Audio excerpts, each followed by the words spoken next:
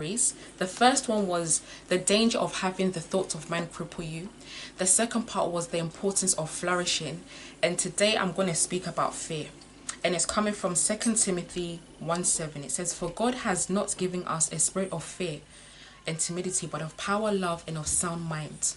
And I think in a time like this, it's very important what we allow to enter into our ear gates and our eye gates. The media portray fear. Everything that they know to do is fear. So I just want to encourage you that as believers, we know that God has not given us this spirit.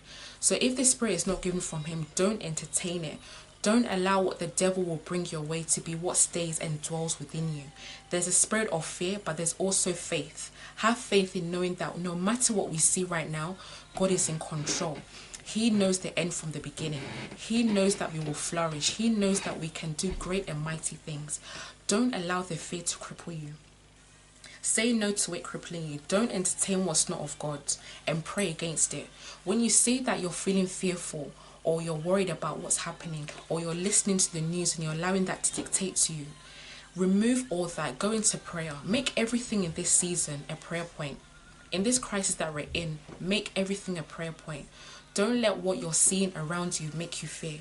Don't let what you're seeing around you make you distance from God or doubt Him. Don't let fear win. You've come this far. You cannot allow fear to cripple you. So if you feel yourself being fearful or worried or anxious, quickly go into prayer and renounce that thing. Don't allow that thing to dwell. Don't think that it's just me having a bad day, because after 1 or 2 days, you've opened the door for the enemy to come in and to be able to entice you with negative things and entice you and make you doubt and distance from God. So I want to keep this one short and sweet. We are believers. God has not given us the spirit of fear, but of love, power, and sound mind. So if you know you've got the power, what are you doing with that power? How are you using that love He's given you? And how are you using that sound mind? It's very, very important. We need to keep the word at bay, at arm's length. Every day we need to be reading it.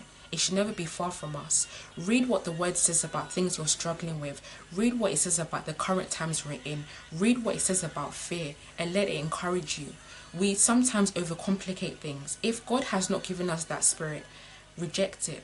It's a spirit, so when it's coming in and you don't even know it's coming in. Until all of a sudden you've picked up bad habits. Your mindset is negative. The way you speak is negative. The way you act and interact with people is negative. So always do self-checks and analyze, what is it that I'm thinking? Is it positive? Is it negative? Where has this fear come from?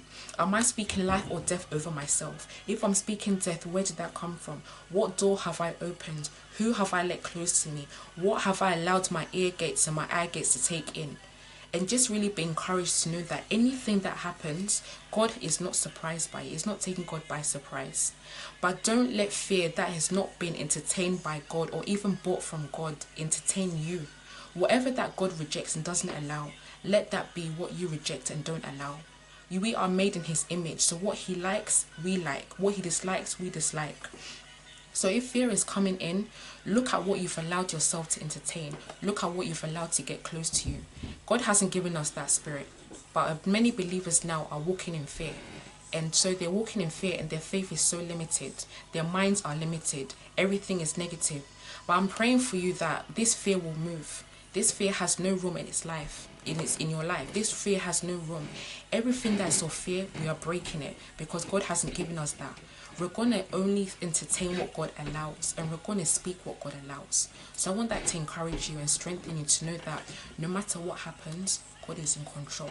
Trust in Him, believe in Him, and let Him be your source, your focus, your direction. And in all things, I love you. I'm praying for you. I'm here to talk and encourage you along the way. We're all in this together. So know that you're not alone. God bless you, and I'll be back again soon. Bye.